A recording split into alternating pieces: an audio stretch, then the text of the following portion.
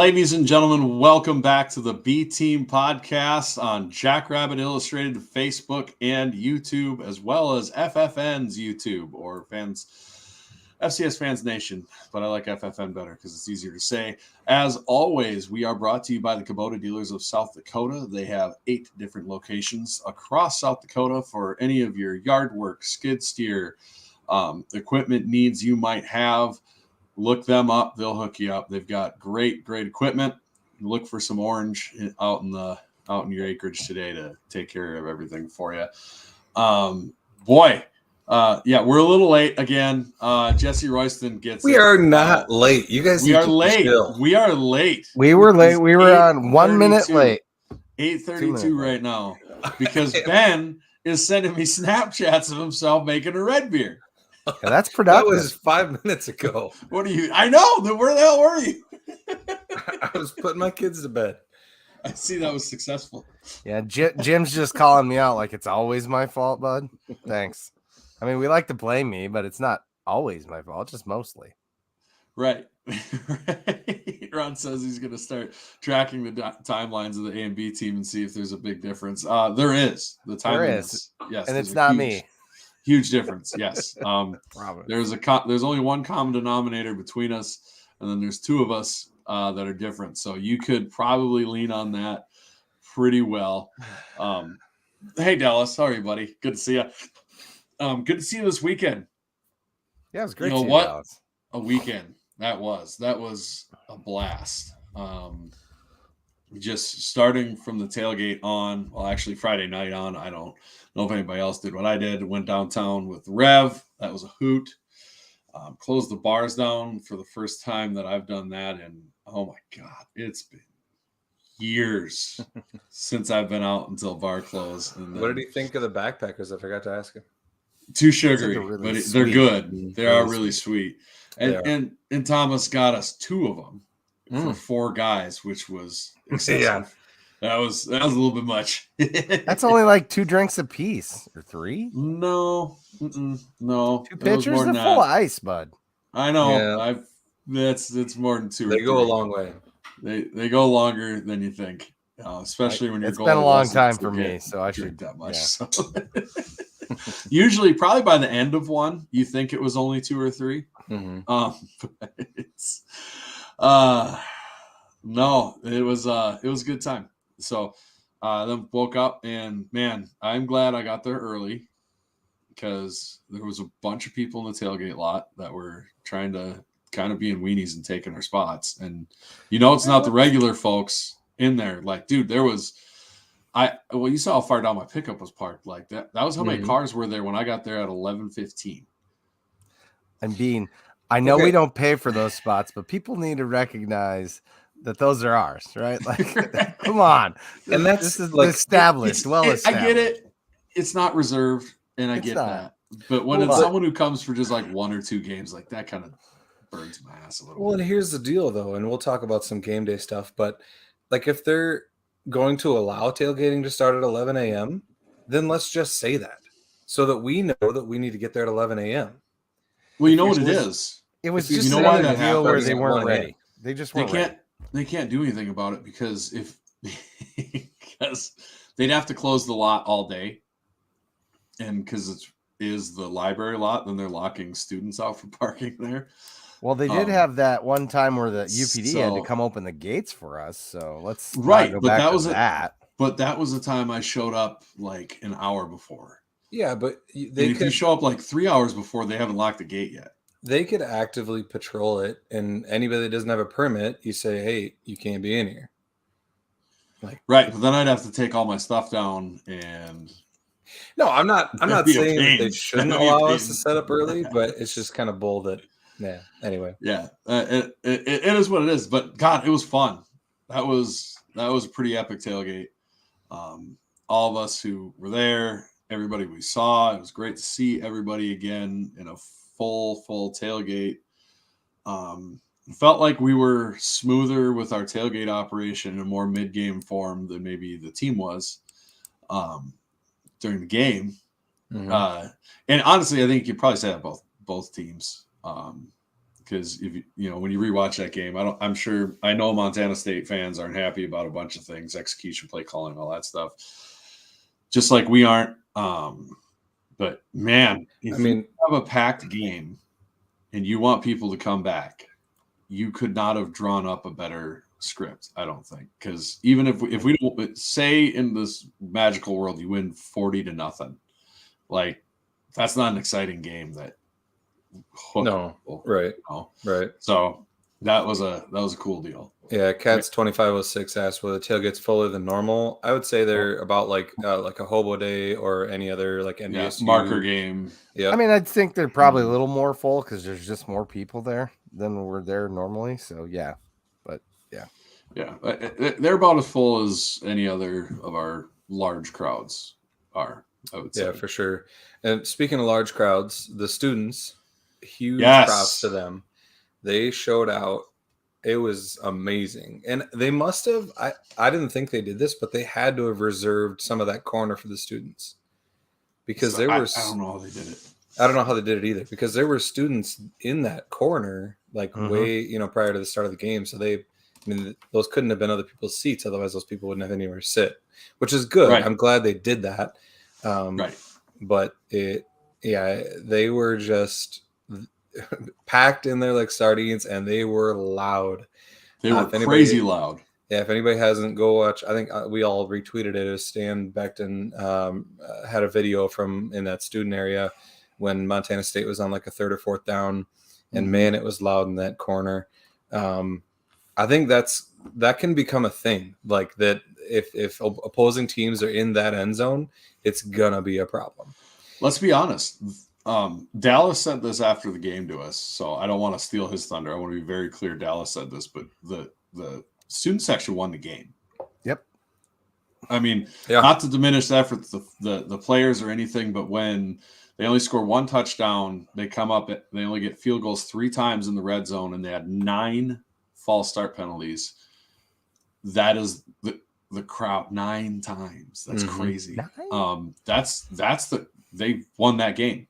When it's that tight, those penalties cost the game, and that was awesome. And not only false start penalties, but just getting the defense jacked up. I mean, when you got your student body behind you, they got your back, and they're making all that noise. Like it's got to be, you got to have the adrenaline pumping at that point. Oh, yeah. And so hopefully, the rest of the stadium did look good. I was very pleased with how many people were wearing black.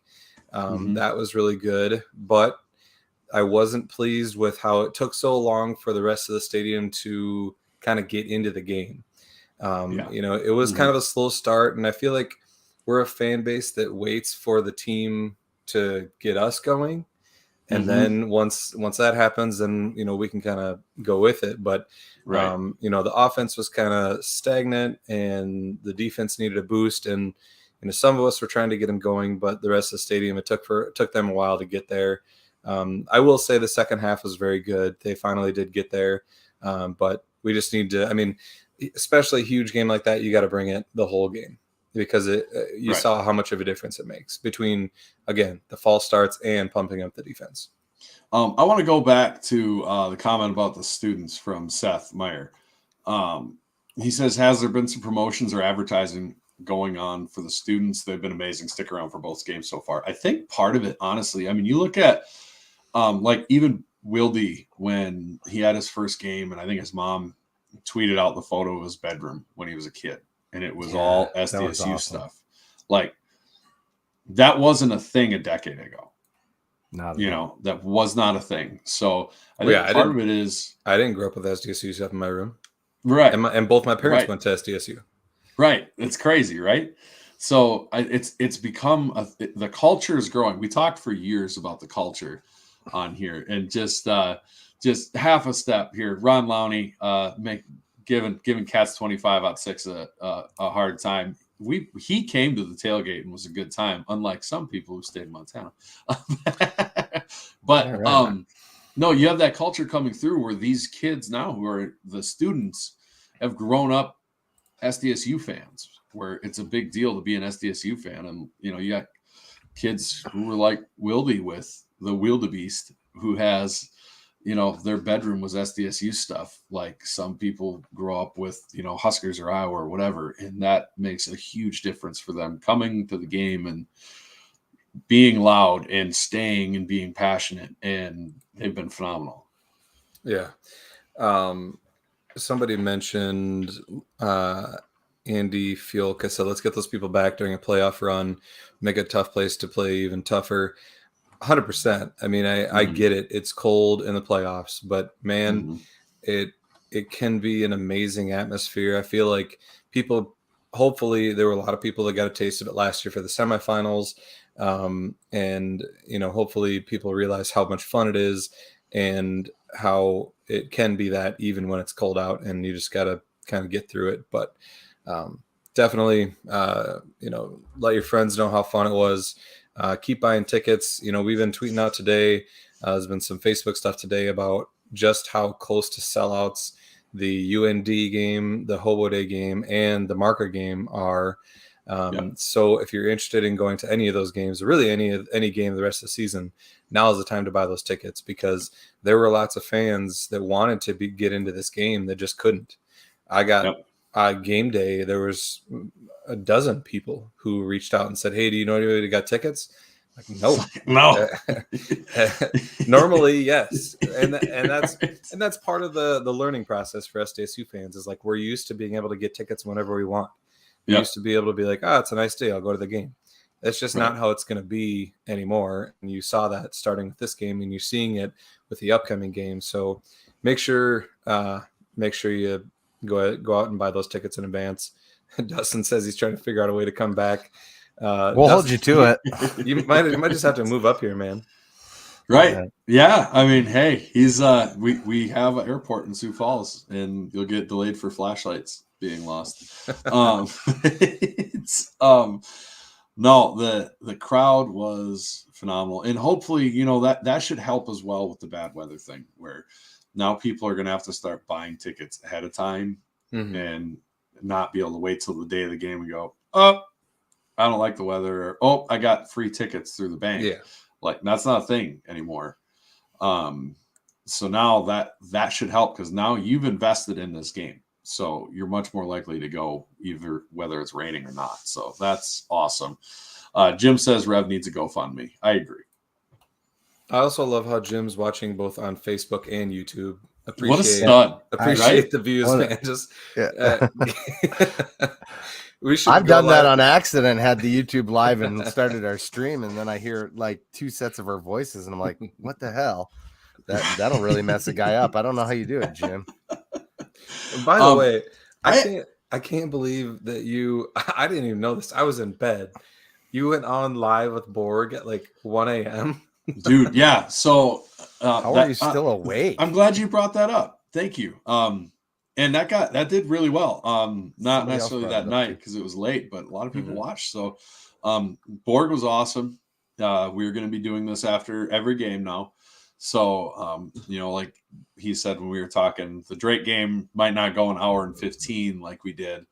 But we had already planned on it, and I told them 11. Well, we were stuck in the parking lot until like 10:15, and apparently there was a big wreck on 29 down by the Dells exit. I just heard about tonight because people were talking about the game at the soccer game, or my daughter's soccer game, which they walloped the other team, for the record, because they're a bunch of little studs, just throwing that out there. But it was supposed to start at 11. Well, then we're leaving. We're trying to grab food on the way out of town. Ben gets stuck in the Taco John's line. We said, I'm not dealing with that. We ran over, and I'm like, oh, well, McDonald's was so packed they shut the sign off and like closed themselves so that they only had to deal with who was there. Taco Bell was the same issue. Culver's had closed a couple minutes before we got there, which was sad. So we ended up getting Little Caesars, so that took time. So I didn't get home until like 12:15, and messaged him and raced around to put everything together because I wasn't going to leave him hanging, and he couldn't get on by himself. So it was awesome, though. It was great. We're going to make that a thing. Fortunately, I'm a night owl. Well, it'll be easy. The rest of the games are 2 p.m. starts, so yes, it'll be a little easier. Right. And we're still going to be starting at 11 for people who are wondering. It'll still be a late night show. Oh, really? I didn't know that. Borg has his kid? Dakota News Now stuff he's got to do first. Oh. So Yeah. Well, I was just going to suggest we should just go live from the parking lot. That way we can wait for it to clear out. But no, it was cool. It was really cool. We had reached out to him about some stuff, and then he reached out about a post-game show, and we had bantered about it before. And if we're waiting until 11, I think the adrenaline will subsides enough for me to be able to do that with a little bit of a better brain. So, yeah, it was cool. I do want to. We're going to talk about the game. We've been talking about kind of everything around the game. Let's talk about the game a bit. One comment. I don't know. He looked like he was a Weber State fan or something. Maybe. Yeah, I'll get it. Yeah, he was. Yeah. He says you guys won because of Tommy got hurt, the more versatile quarterback. You're never going to know, number one. Number two, I think it was evident that our D-line rotating in and out started to wear down the Montana State offensive line. Give them credit. Like, Montana State offensive line played very, very well the first half. But I think that the depth of our D-line, we were able to wear them down and start to get into the backfield, start to plug up some of those holes. So, again, you're not going to know, but I think that you also don't know, like, how would our D-line have looked against Tommy later in that game when their O-line was a little more tired. So, I mean, that's an excuse you can make, but I don't think it's a very good one. And it also comes with the territory when you run two guys like that. You're going to have some injuries like that. So, when you run like Tommy Mellott does, like, he runs with a reckless abandon more than anybody I've ever seen. Like, he puts his body on the line. Like, he does not care. He's just getting the yards, man. And you're going to get injured that way. And he has got injured throughout his career. So, I mean, it's just part of the deal. Well, Kenkel brings up a good point about their QBs getting hurt being a part of their play style, risk versus reward. Yeah, it is. I didn't say that's that. Also what Chad said. No, yeah, he did say that. Well, whatever. It's just proof that Brendan doesn't listen to me when I talk. I just don't pay attention half the time. The only way we can sit by each other. You're not on your own. I do it to my wife. I do it to everybody. I just have a short attention span. When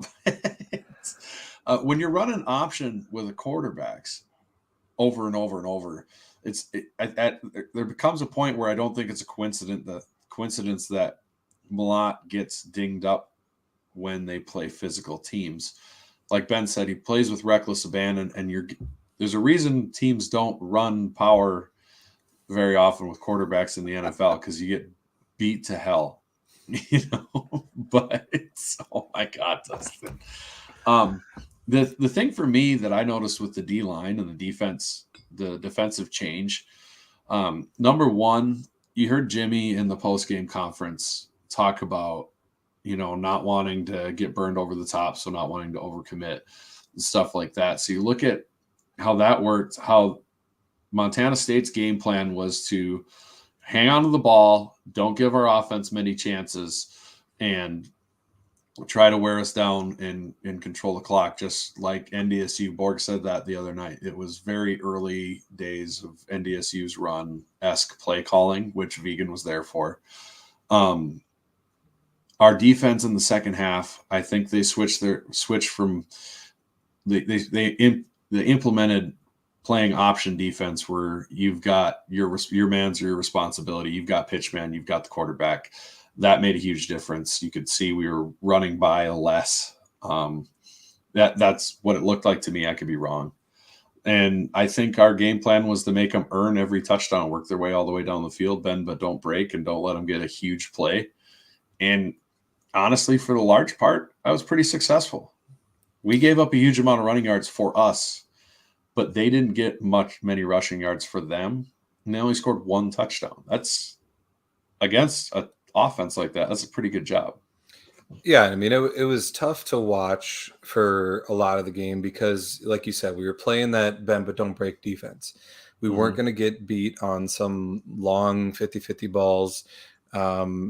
We were trying to corral them, and they were just kind of getting through some creases and getting some good yards on first down, which kind of set up easy second downs for them. So it was very frustrating to watch, and you could tell we turned into more of an aggressive defense in the second half. where we were kind of maybe sending guys a little more, bringing some more into the box. And so that was, it was good to see. I don't know if that was the plan all along to change to that, or if it was an adjustment at half, but it was obviously a good adjustment because it worked. I think the real story of this game is the mistakes that we made and how, I mean, we only won by 4. Number one, it's the number 2 or 3 team in the country. So, I mean, you can't expect to win every game by a big margin, especially against a team like that. And especially when you're making as many mistakes as we made. We are probably lucky to have come out with a win with how many mistakes that we made. If you look at crucial mistakes. Oh, just huge mistakes.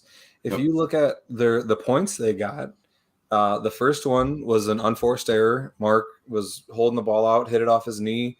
The guy recovered it. He was out of bounds, by the way. They missed that review.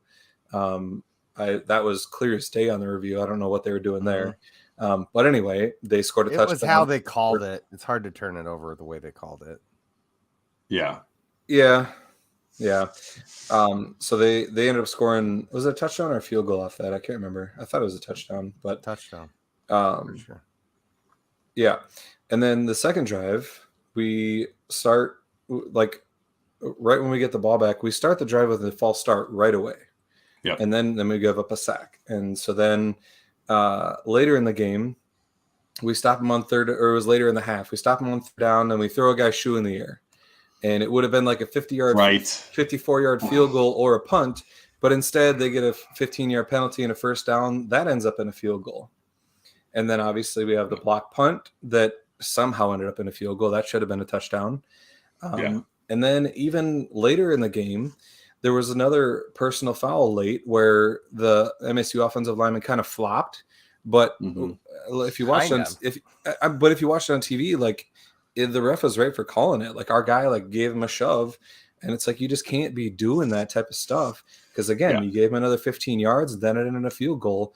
It put them in better field position than they would have been. So when we're making mistakes like that and we still come out with a win, it's very impressive.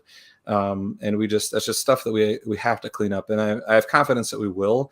And, it's kind of the early season stuff, I think. But, it was just frustrating to see that many mistakes. And before anybody jumps all over this and goes, it's the difference between a Jimmy team and a Stig team, let's pump the brakes. We were preaching about stuff like this that was it wasn't like you said, getting up, he gets that personal foul. Was that a ridiculous personal foul to call? A little bit, but you can't get up and do the shrug too. Right. I get it's a high emotions game and stuff like that, but we didn't control that. We let that get we take it to the edge, and you know what? Sometimes you're gonna get dinged and get burned. It almost cost us. You just got to win the response on that, right? Yeah, and that's what we preach. So, we didn't do that as well as we had at the end of the last year. And for as much as we're pointing out mistakes and stuff like that, this team showed that championship grit and guts to come back and win this game. To keep that game to 10 points at half. Montana State lost that game by not getting more than 10 points at half. Because they held us to like 70-some yards of total offense. They had, I think, looking up, they had 150, maybe 180 yards of offense in the first half. And you come away with 10 points. And it felt awful. But then you look up at the scoreboard and you go, man, we're getting the ball back. And if at half, if we score a touchdown, that first half almost didn't matter. And that's exactly what happened. And Mark made some phenomenal throws watching that back. Like a couple of tosses on one of the tosses to Yankee, there was a guy all over him, and he put it in an NFL spot where only his receiver could grab that ball. We should have had another touchdown where you just have a young receiver lose track of the ball in the lights, I'm guessing is what happened, where that ball was on the money, and that's a touchdown if he catches it. But he came back, and huge props to him, comes back and makes the huge catch on the drive to score the game-winning touchdown on almost the exact same play. But this team showed a lot of guts and a lot of hearts to come back. But you can tell like the lines are not in midseason form, which happened last year too. You know, it took a while for this team to become what it was in the playoffs. And we tried warning everybody. We talked about it. Everybody remembers this. This was so eerily similar to that Southern Illinois saga where we blew them out and then it was really close. And this felt so similar, but they really Definitely. gutted it out and came back. Yeah, Andy made another good point about the new clock rules on top of Montana State's offense chewing clock, but it makes a huge difference that the new rule where the a first down doesn't stop the clock. We had 4 possessions in the first half. Right. I think I put it down. Our third possession was halfway through the second quarter, is when we got the ball for the third time. Right. And then we only got it one more with a minute left in the first half. So we almost only had it 3 times, which is kind of crazy to think about in a college football game. It changes the game a lot, and it makes offensive possessions very crucial to be able to sustain them and keep them going. Yeah. And you know, that played right into their game plan as well. Yeah. It helped them really run that clock. Austin Vandermal makes a great point. He said the Bobcat O-line looked much improved. Give him credit there. I don't think it just was a great point. I think that I don't think they're just better. I think they changed their mentality about blocking, because I remember watching games that they did well in last year, and their offensive line wasn't trying to get in, get physical, and move people. They almost looked more like they were get in the way, get your head in front, make the defender have to get around you, and we're fast enough on the edge and everything to get around. And this time that was not the case. They were absolutely looking to move some people in the trenches, and there were a much more aggressive offensive line, and it paid huge dividends for them. The chain gang really, really struggled with them. Yeah. And you know, I wasn't making an excuse as to why, you know, that it's, you know, Cats 2506, both teams play with the same clock rules. I know they do. It's just the point is that you don't get very many possessions. It's also another reason why, you know, I think that we should have, in my opinion, we should have relied on the run game a little earlier. And it's easy to say after the fact. I mean, you know, it's hard to put yourself in Lujan's shoes. He's got some tough decisions to make, but at the same time, you know, we only had, I think Isaiah Davis had 12 carries. Amari Johnson had 6. With how good those guys are and how good our O-line is, along with the need to be able to control the clock, especially with these new clock rules, and with the way, you know, the time of possession was, that we needed to have our guys in the field, and we started to do that in the second half, which was good. I feel like we waited too long to do it, and I hope that we see more of an emphasis on that going forward, having that be kind of our main bread and butter, and then we hit the passes off of that, because I think it's really important to establish that, and we just didn't seem to do that in the first half. Yeah. This definitely isn't a excuse. It was just that first half felt like it went by in 10 minutes. Yeah. It was more of an observation than it is like, oh, well, that would really hurt us. I don't think that at all. What hurt us was letting Montana State get first down after first down. You never get the ball back. It felt like that Youngstown State game. What was that, 2-3 years ago in Youngstown, where we choked that game away, and the offense just never had the ball and never got going. Except we stopped allowing that to happen at half. Randy Jacobs says he really liked the 3-back set. That was awesome. I would love to see more of that. Angel looked great on his 1 carry they gave him out of that. I think that makes it really tough on opposing defenses. That was pretty awesome. I do like it, but at the same time, I want to see us line up and say, try to stop us. Try to, you know, our O-line is so good, and we have 2 really, really good backs. And I think you saw that in the second half, where they started to get rolling. And, I think you need to make teams try to stop that, make them adjust to that, and then you can pass off that. So that's, I don't know. That was one frustration of mine, that I think that it would have been nice to see that a little more. Yeah. I will say our offensive line did have a hard time, especially in the first half. They really struggled with that defensive line a little bit. And obviously you're going to get it.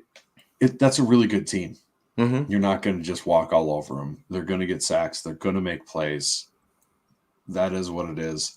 Overall, I think it's a really impressive win. Mm-hmm. I can understand why both fan bases feel really good about their chances if they were to meet up again.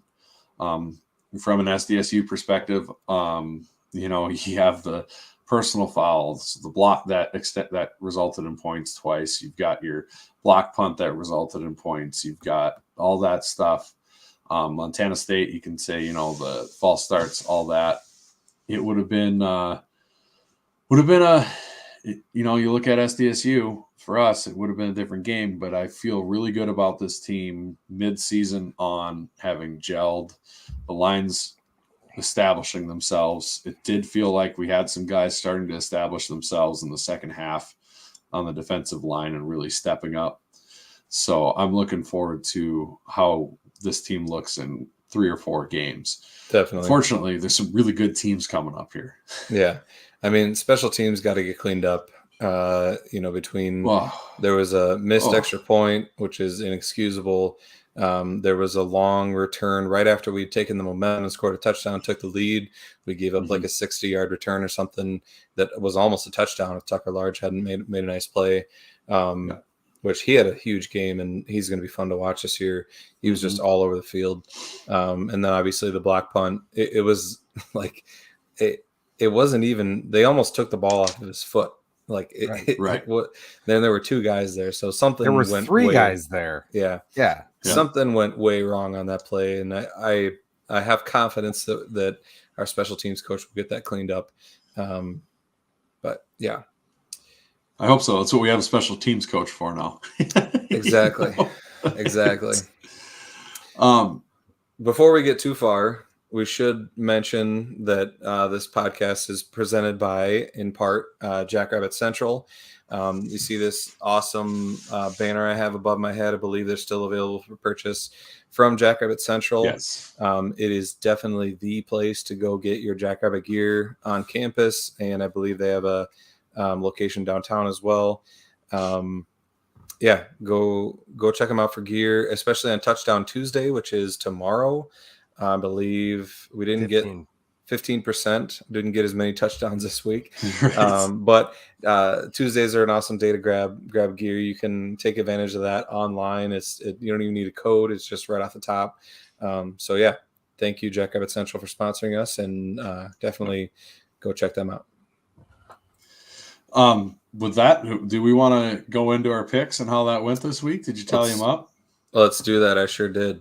Oh, he's eager about it. He did well compared to me. No, he's too eager about this. He's feeling too good. You didn't Indiana look him up? Screwed me. No, I didn't look him up. Oh. I sort of did, but I never tallied him.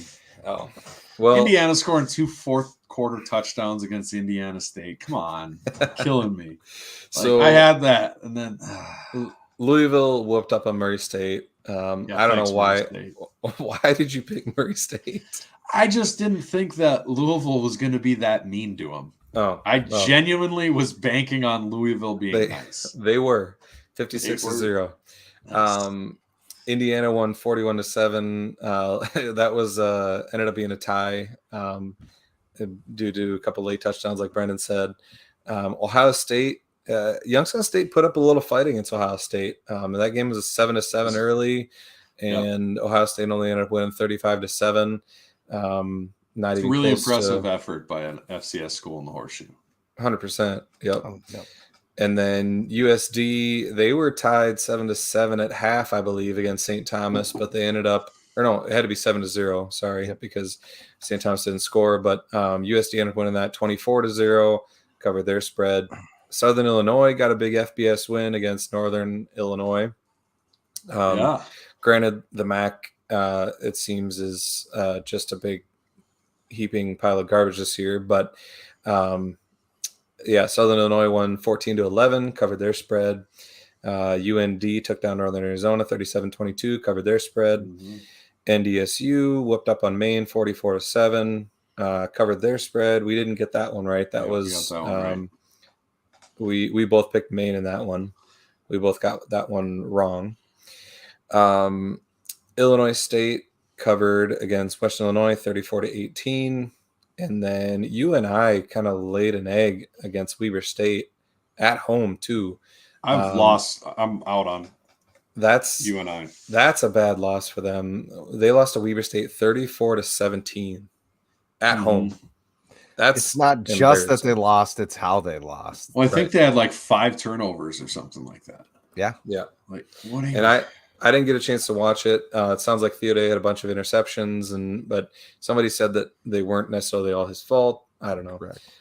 But still, like, I mean, you got to have a better showing than that. Granted, I mean, maybe Weber State's really good this year, but UNI is 0-2 again to start a season. All that being said, they're still going to find a way to do something to make us crap our pants at minimum on Hoboday. It's as the prophecy foretold. They're going to come in needing to win that game to stay in playoff contention. So, yeah.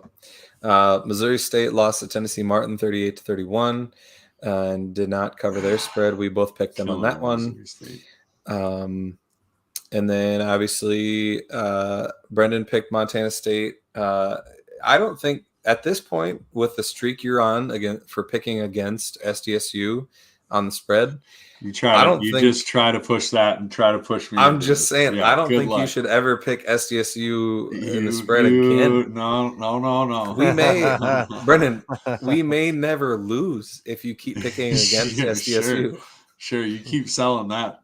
Yeah, okay. Well, you only have to balance it out with another win, Brendan. It feels like it's worth it at this point. You can bullshit a bullshitter, but you can't smell the snowman. So anyway, all that is to say that I ended up going 5-5-1. You went 6-4-1. So you got another game on me. I'm 5-9-1 overall. You're 8-6-1 overall. Yeah, you hear that, Rev? Suck it.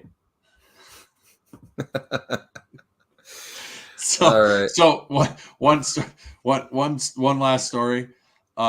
I made my big video, which I cannot believe how many people watched.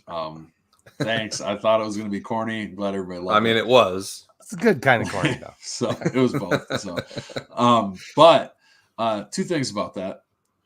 Number one, shout out to the kid who decided to show up to the game with a broken leg after he saw that video, and he was wearing black. I saw him after the game. You're a rock star. Number 2, I make that video. I make a big deal about it. I drive up to Brookings. Ariel stays home, thank God. I bring black hoodies in case it rains.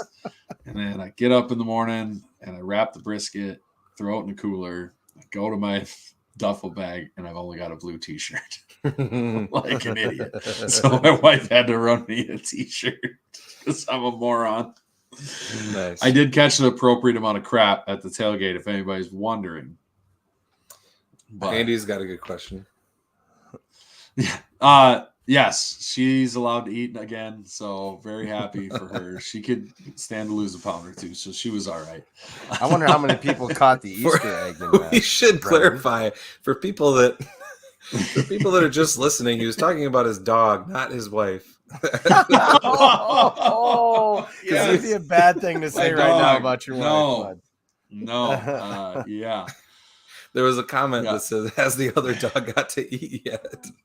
Did I not read that out loud? I thought no, you never do. Yeah. And then you just got done talking about Ariel. You're like, yeah, she could stand to lose a pound or 2. We love you, Ariel. Love you, honey. I'm glad you're watching the video version and not listening to the audio, or that'd have been a whole long thing. Yeah. I don't understand why so many people thought I was going to wear the robe. It wasn't even black. It was gray, right? I know. I mean, I made the joke that I was going to spray paint it black, but that's a nice robe, guys. I'm not spray painting it. I have one robe, and that's my robe. And it was everybody's black. like, "Where's the It was robe?" black enough. I don't know. You wouldn't have had to spray paint it. No. Anyway, what am I wearing a bathrobe for? The I think Saturday people need morning, to go back and check to see if they can see the Easter egg. That's what Yeah, I thought the Easter egg was pretty cool, and then nobody Popular. said anything about that. It's right at the beginning of the video. So everybody just go back and take a look. I saw it, but part of the problem was I saw it in high definition. It got posted in like it was from an Android, Right? and But then we reposted it. Come Yeah. It posted We in high did quality on repost it, Facebook. yeah. It was all right. on. It's all. About Aaron's question here about the Ryan Jensen Saturday morning get up video that he tweets out. They have SDSU robes at Shields now, or no? I think is that the bookstore or Shields? Or I The thought bookstore it has was- onesies. well, they have Jackrabbit onesies. Central but has That's what it onesies, was. which are sick. somebody has SDSU robes. Anyway, I think that we should do a dubbed over version of that video for Jackrabbit Game Day, a get up video. I would do that. We could do the Shaq one too. He always does the Shaq one. Yeah. Oh, yeah, that can be yeah. I don't know that he even watches this anymore. I don't see him on here. He used Who? to comment all the time. Well, he's Ryan. a little bit. He's busy. He's got to make He's a sure a busy man. nuclear power plant doesn't melt down and stuff. Meltdown. Yeah, well, sounds important. But All right, where are we? Yeah, Let's, yeah. Now you got me in hot water, Ben. By the way, thanks not for that. Yeah, appreciate you. It's love it. awesome. Thanks. Now I'm the bad guy. Hey, No. you need to read the comments. I'll train you eventually. Gosh. My wife says, "Yep, it's okay. I've only lost 15 pounds in the last month," and he still calls me fat. No, she's being funny, but nobody else. She's is gonna think commenting she's about being your funny. comment here, not Yes. your house. Yes, I yes. assure you. And she made sure the other dog got fed. I'd put money on it. Probably. All right. It Well, didn't die. But did you die? Let's take a quick peek at the game, the Missouri Valley games this Should week, we and then we will Look at the poll first That's a great idea. That's a great idea. Okay, before we get into our stuff brought to us by Culver's that I didn't manage to get rev to, but there's one in Frisco, so we'll take him there. We're going to talk about that when we talk about the Drake game, by the way. This is the FCS Fans Nation Top 25, Week 2. And SDSU stays at the top. Montana State stays at number 2, rightfully so. Yeah. NDSU at 3. Idaho jumping up to number 4 after beating Nevada. Beat the brakes off Nevada. Yeah, Yes, definitely. William and Mary, Holy Cross, Furman, Incarnate Word, Sacramento State, Weber State.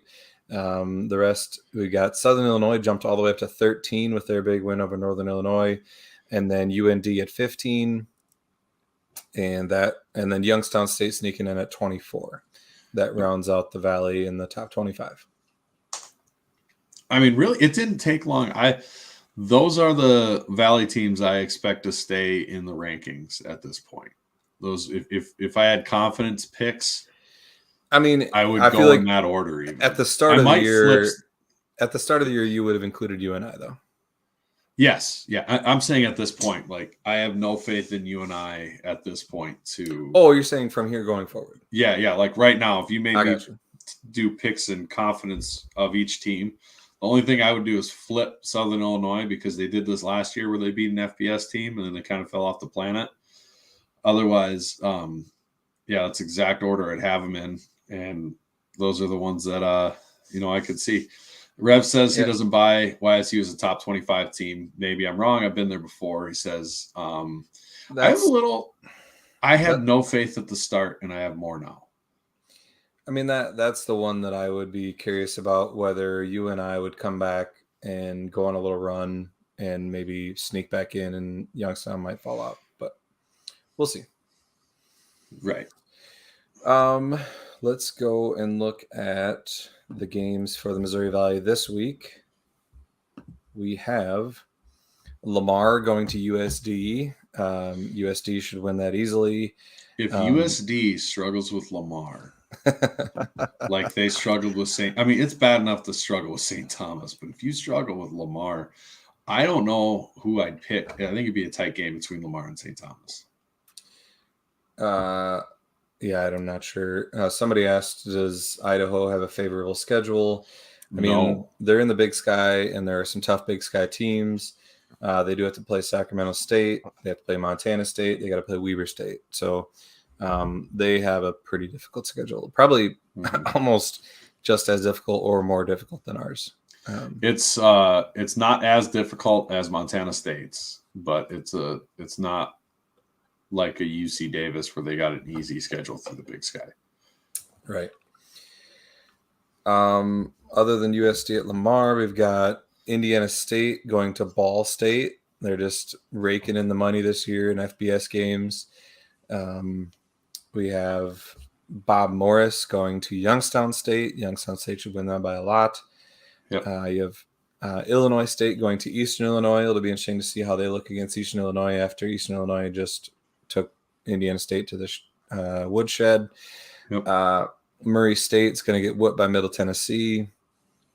UNI goes to Idaho State, a get-right game for them. I would expect them to bounce back. Lindenwood goes to Western Illinois. That'll be an interesting game, honestly. I think I'd take Lindenwood in that one all day. Yeah, I think that's trouble for Western Illinois there. Yeah. Although Western Illinois put up a fight against Illinois State for a half. For a while, yep. Which, it feels sad because you're almost describing Western Illinois against a conference opponent like an FCS team going in against an FBS team. Like, I'm impressed they hung in there for a half.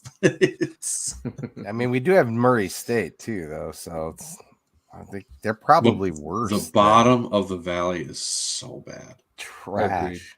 The bottom three teams suck so hard. Yep. And then we've got Central Arkansas going to NDSU. It'll be interesting to see if they can put up a fight. UND goes to Boise State. That one, I could see them making a little noise there. I don't know that spread's going to be that big, honestly. Are they playing in the Alaris Center or on the road? That statement confused me a bit there, Ben. UND going to Boise State? And so that you think they're going to win on the road? Oh, well, yeah, I guess. I could honestly. I don't disagree with will. you. Actually, I'm just playing the the old school card there. Like, yeah, Boise's not great, not good this year. Right. Yeah, I think it's a chance for UND to pick up an FBS win, and then it'd certainly make Hammond happy. That's right. Right. You got oh god, they'd be giddy. Southern Illinois going to SEMO, which will be a big game for Southern Illinois. If they can stay on this run here, they'll be in a pretty good position when they start Missouri Valley play, because they do have some obviously difficult games coming up against SDSU and NDSU. But if they can go undefeated and out of conference, they're going to be in a pretty good spot. If you look at, let's say, the only games they lose are against SDSU and NDSU, you might be with an FBS win on your resume. You might be looking at a top 8 seed, possibly. Yeah. Southern Illinois and UND winning this weekend. If you're someone who just loves the Valley and wants the Valley to do so well, you got to root real hard for those two. I think there's some 50 Butterburger possibilities on this lineup, though. That's for sure. 100%. Speaking of 50 Butterburgers, SDSU plays Drake at Target Field. We hope to see all of you there. And I think that we can all agree that this is probably the most likely 50 Butterburger that we have on our schedule at this point. And that along with this pick segment is brought to you by Culver's of Brookings and Watertown. We had some guys try Culver's this week, which is cool to see. I think it was, did I see Kevin tweeted out he tried Culver's? Yeah, he did. Kevin Marshall did. He loved it. He said. Yep. Matt took Stan Becton to Culver's, which was cool. Stan Becton has just look. I appreciate what he's doing. I appreciate, it wasn't 2 years ago where we were just dogging the NCAA FCS account for doing nothing. Ago? They're good. That is a good account now. That is worth the follow. They're standing around. Love his stuff. for what it is and what they're doing. I do want to point out the man has the taste buds of a potato because he said Culver's isn't quite as good as McDonald's. And he has McDonald's over like tons of other restaurants. And man, that's oof. Like, what, my guy, we got to get you some. Did I you- don't know what. He ain't spent enough time in the Midwest to eat real meals, I guess. Did you, He's pretty thin, so you got He's a skinny guy. A big guy or a thin guy? Yeah. did you tell him in person he has the taste buds of a potato? No, I didn't have the heart to do it. I didn't have the heart to do it. I it crossed my mind because I was like, "Here, I'll get you some brisket." And he's like, "No, not right now. Maybe later." I did get to try Culver's though, and then he said that about McDonald's and not being as good as McDonald's, and I almost said, "Well, that's probably for the best because apparently you have the taste buds of a potato, so you'll think roast beef's better." Maybe he's judging him on fries alone because he was telling me, he's like, well, the Culver's fries, they were only good. You know, they weren't great like McDonald's fries. And I was like, well, I don't know that McDonald's fries are great, bud, but I can get on board with that till you get the cheese sauce with them. If you don't, well, I would say, yeah, if you don't necessarily like Culver's fries, try it with the cheese sauce. Also, try cheese curds, try onion rings. onion rings are great. They have great options along with all their other food options and their custard. Yes. Thank you, Culver's. Appreciate the sponsorship, and everybody should go check them out. Andy says Culver's Turtle Sunday, legit. Agreed. All right. With that, again, back to the Drake SDSU game up at Target Field. I heard Matt say that he doesn't love playing on a baseball field. I don't either. I hate it. I hate it. I if somebody gets hurt, I'm gonna be pissed. I know, right? Oh. Like if we're on the outfield side of the field, the starters can play. But if we get anywhere near that dirt, we're taking everybody out. Right. You know, or where the dirt used to be if they put turf over the dirt. Like, man. Are they going to? Do you remember? I don't Did they do that for the remember. MSU game? I thought The they might have pictures done I've it seen- for the, maybe not. Pictures know. I've seen, they haven't. But It I should thought be it was like the old Milwaukee Stadium when they played there, Brendan. County Stadium. Yeah. Yeah. yeah, Well, the Packers would play there occasionally, and that was dumb too. yeah. Well, that was, that's, I mean- there's a whole story there. The game Mhm. itself, there's not a whole lot to talk about other than just don't get injured. Get young guys some playing time again. There's just not a whole lot to say about the actual game. I mean, it's going to be cool to see them play in Target Field. It's a super nice stadium if you've never been there. And so that will be a cool part of it. But outside of that, I think the coolest part is going to be the pregame and the postgame. Seeing all the Jacks fans flood downtown Minneapolis. And pregame, if you were wondering what to do, definitely get up to Minneapolis early Saturday and check out the Twin Cities alumni page. Are they Facebook, Twitter? I don't know. They're on Twitter. I know they're on Twitter.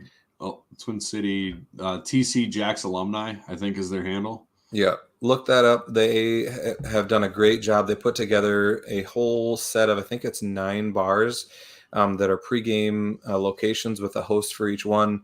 So there should be Jacks fans at most all of those. Check out as many as you can. I'd be impressed if anybody can hit all 9 of them that morning, because it's a pretty short time for him there. But definitely come see us. We will be at Cowboy Jacks along with the JFPA. That place is huge, and I'm hoping that we're on the rooftop because it's, as long as it's a nice day. I haven't checked the forecast. It's supposed to be nice, but I have not. No. Anyway, if it's nice, you'll find us on the rooftop. You'll find us somewhere in there. But come to Cowboy Jacks, hang out with us. It's going to be a good time. Really looking forward to it. So it is going to be a good time, and they're calling it Jack the Loop. I think they call that area the Loop with those bars. But Loop, Ray Gronowski asks, has anyone heard what kind of a crowd we can expect? I remember somebody talking about it, 15 to 20. I think it was around 20 is what I had last heard, but who knows? I mean, walk-up tickets could be a crazy success. I have no idea. So that's what I'm expecting. I'm thinking 15 to 20,000. If you look on the website for the tickets, there's a lot of tickets sold out. It's not gonna be empty. It's not gonna look empty. It's gonna be solid. It's not gonna look like, say, US Bank Stadium with 20,000 people in it. It's not gonna look that bad. Well, yeah, because that would be embarrassing. The But capacity of the target field is 39,500. Capacity of US Bank Stadium is 73,000. So well, what would looks a little would different. really be embarrassing about that is if our fan base for years had said how we could sell out any stadium in Minneapolis, and then you go into the big stadium in Minneapolis, and then you don't even sell out a third of the tickets. That would be embarrassing, and like I would be so upset. I would turn, I don't know, green and yellow. I love your receipts, Brendan. It's great that you live there. And then the worst part is they had to drive back to Fargo, which that's right. Deb says 72 and sunny per AccuWeather. Can't ask for better than that. Should be a great atmosphere. And maybe Deb may be able to fly to this one since it's in Minneapolis. That'd be nice for them. They were telling us how many miles they put on, which is insane. But crazy. Yeah, they it are is like a dedicated. 2 hour shorter drive for them though too. So Yeah, maybe Right. we'll just drive. Right. Other than that, I don't know. We're short of an hour, but I don't know that there's a whole lot to say about that Drake game. Well, I mean, Drake is coming off of. just talk about the tailgate and all the Busch Light that's going to be consumed. Well, shut up about the Busch Light. I don't need people buying me any more Busch Light. I don't want Busch Light. There will be a lot of that drink. It's not our fault you like Miller, bud. I am an adult. Deb says, "Are you kidding?" And miss family time in the car. I take it they're driving. All right, I like it, and not to pounce on Drake too much because I know that Ray did play there, but they did just lose to Northwestern, not the FBS Northwestern, Not the purple one. No, the Northwestern in Northwestern Iowa, the NAIA national champions. NAIA. Yeah, and they're champions, but good Lord, like, well, it'd be equivalent to. I mean, be almost exactly like losing to USF back when they played NAIA, and everyone was convinced that they were just the best team in the state for some reason. But then they moved to Division II, and they weren't on. They were not all that in a bag of chips, even at D2. So Didn't USF give UND a run for their money one time? they did. They did. Yeah. They gave the Fockers a hard time. The Fockers. I like it. Fighting Hawks. Yeah, I know. I get it. Yeah. That doesn't count as one. No, it doesn't count. No, not at all. No. I do hope Rev got everything out of this weekend that he wanted. It was a blast having him. It was great seeing him. Yeah. Appreciate him cheering for us and being a fan and just a great friend overall. So thanks, bud. Yeah. Yeah. Definitely. Thanks for coming up. Great to see him. Look for his, I don't think it got posted yet. Look for his article on how he thought the weekend went. If you didn't see his first one on his experience down in Frisco, check that out. He does a good job writing those. Ray says, different time when I played for Drake. You want to hear the story? Listen to Thursday's podcast with Kyle and Stacker. There you go. That'll be cool. Sounds cool. Yeah. Do that. That'll be an awesome one. I like it. Matt says natty tickets are on sale. Get them bought. I don't know for sure, but I think they might be gone. The last time I looked, there weren't many left. Unless they released more. Maybe they did a second run. I don't know. I know I had people at work asking me if I got natty tickets. And I think some of the confusion is some people got them secondhand, but they still got them through the AXS app. So they thought, well, I bought them. It's like, no, you bought them secondhand, so you're not going to get the pre-sale. So, yeah, your barbacoa was awesome, Ben. Yeah, I was going to say, underrated. Kudos to Ben for the barbacoa. That was great. The brisket was fantastic. We had all beef franks and hot dogs. We had just a ton of beef. It was a good at beef our bowl little tailgate. area. It was Yeah. a Great tailgate. great success. Yep. I Like. snuck in some pork, but nobody noticed. Everybody ate it, so it was fine. Dude, the shotgun shells were awesome. Everybody went that fast. had them, they got annihilated once people figured out what they were. Yeah, they got hammered pretty quick after they. For a while they weren't moving. I'm like, oh, all right, cool. I get to take some home. I'm not mad about that. And then I I had a around, couple they were people gone. try them, and boom, gone. Yeah. So Are those? Is that sausage inside there, like rolled up sausage, or is it a brat? It's a sausage, isn't it?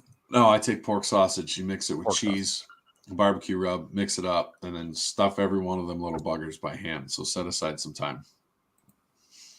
Hey, Andy's from Idaho. Suck it, Hey. Chris. Well, he's from South Dakota. He's living in Or Idaho. living in Idaho. Not a boy. That's what I like to hear. You just take and get some JI stuff put down at the corner pub and make sure it's right prominent where Right. Hammond can see it. Well, to be fair, there's more to Idaho Yeah. than Moscow and Boise, so we don't know where he's at. Well, Anyway. It's cold. we made it over an hour. I don't know where Jim must have went to bed Yeah. because Yeah, he's not yelling at us. He'd be telling GBGB. he'd be telling us it's Yep. garage time and it's You're time to go to tailing bed. off, boys. With that, thanks everybody for a great weekend. There he is. See everybody in Minneapolis, like Jim says. Yep, Go good to big, see ya. go blue, go Go Jacks. Jacks. Go Jacks. Like, share, subscribe.